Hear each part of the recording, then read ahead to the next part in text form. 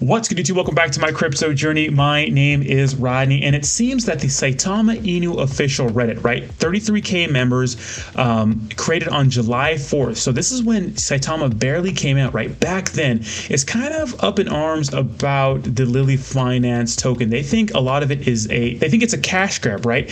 And I share that same sentiment. Now, this guy made this post. His name is Alpha Wolf, right?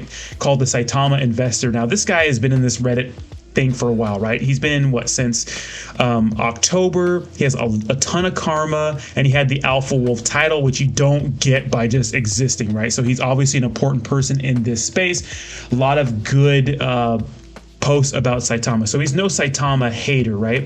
He thinks that Lilly Finance is a cash grab, and I share that same sentiment. Now, a lot of people are promoting this, a lot of big YouTubers are, but I feel like a lot of them are compromised. A lot of them do those big AMAs where they get lots of views, and a lot of them know that this is a good opportunity to make a lot of money and probably not the best long-term investment, and I share that same sentiment. Now, I'm not trying to bash it or anything like that. It's just the truth as I see it. Now, the other day, they ended up taking all their current moderators out on the Discord, right? In the Lilly Finance Discord, they shut it down for a little bit. They fired those guys unless they were sharing the same sentiment about the Lilly Finance tokenomics, because that was a big deal in the Discord too. Interesting. But let's read this post because it's a very insightful post from a Saitama lover. So let's check it out. This guy says the Lilly tokenomics are a complete joke. What a cash grab. Minus 8% off the top for marketing, which could be almost anything. So consider that a slush fund. Yeah, marketing can be for anything. 8% is a lot of money considering how much money this is going to make. 8% is a ton, hundreds of millions of dollars. Okay, minus 1% off the top for the Lilly Foundation, the charity. So only 1% is going to the actual charity. 1% is going to the charity, the Lilly Foundation. Minus 20% off the top for reserve.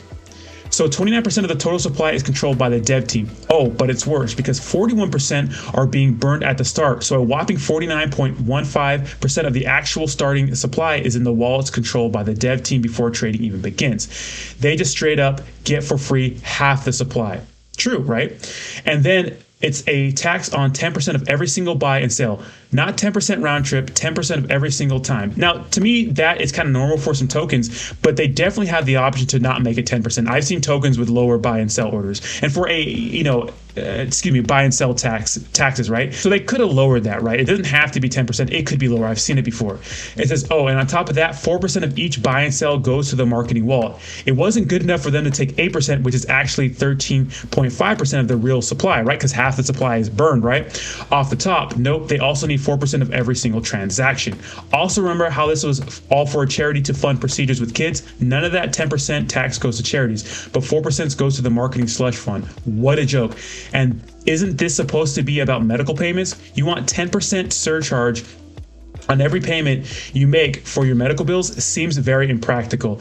I honestly don't know if I've ever seen worse tokenomics than this, so they are obviously a cash grab. That's at your own peril. Now, I think this is going to be a good pump and dump, right? That's my opinion. But people were saying it was going to be a hard pass from the start. It's set up to fail and sadly rip people off. This guy says, I'm not sure how many more red flags are needed before people start to wake up about Lilly. It feels like they're on a higher pedestal than the other products that are being invested into, that are being brought on to Saitamask. It seems like they have a better connection. So this guy says this, so many people defend Lilly law. It's crazy. The white paper is a joke. The company has zero legit goals. It's ran by a guy who owns another company that was sued recently. It's literally a huge joke and people are still in love with it, lol. And these are Saitama people that are saying this. This is not just me. A lot of people think this way, guys. But the thing is, like, a lot of people stay in these echo chambers of these other big YouTubers who are all on the Lilly Finance train, all like making you feel sad and those sorts of things, like tugging at your heartstrings that you want to invest in this. It's going to help people, and those sorts of things. This guy says, I will not be investing in Lilly specifically due to the tokenomics. Sadly, many people will still buy in without reading a thing about it. Who was it from Saitama that is part of the Lilly? Russ? It was originally Russ and Max involved.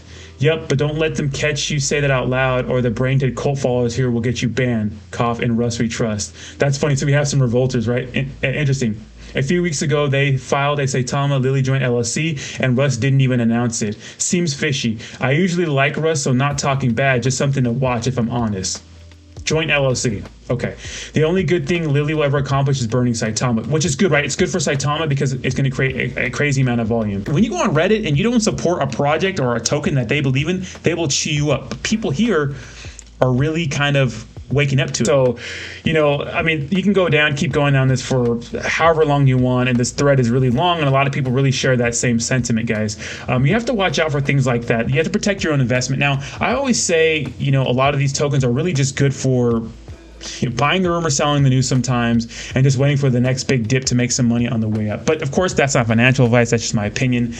But, this is not a good look for Lilly Finance, and a lot of bad stuff has been coming out about Lilly Finance. Now, I know I made a video talking about it with Ryan Patrick and those sorts of things. I kind of had to roast him a little bit because he made a video in support of Lilly Finance. But at the end of the day, guys, a lot of these projects, even Saitama, they have a lot of these YouTube influencers kind of at gunpoint, right? It's like their entire fan base is based on these certain things, right? And if you say anything bad about them, they're all going to go away. So they kind of have you at gunpoint, right? I mean, metaphorical gunpoint, right? So, invest, with caution, and understand that, it's probably a good idea to take a good amount of profits if you're going to invest in this. And I don't think it's a good long-term play. Just my opinion, though. So let me know what you think in the comments down below, and I'll talk to you soon. Peace.